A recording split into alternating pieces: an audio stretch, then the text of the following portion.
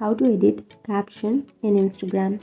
So if you want to edit caption in Instagram, then first of all you need to open up your Instagram application.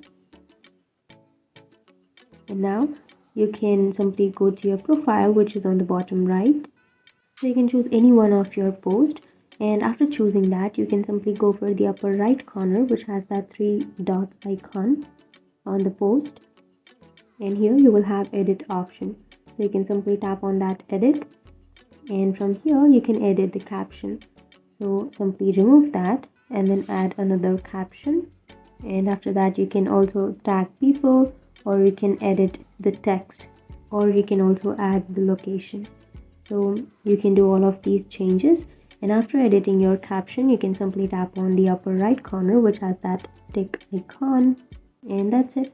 Now you can see that your caption has been changed. So that's it. That's how you edit your caption in Instagram. And if you have any questions, feel free to comment below. Thanks for watching.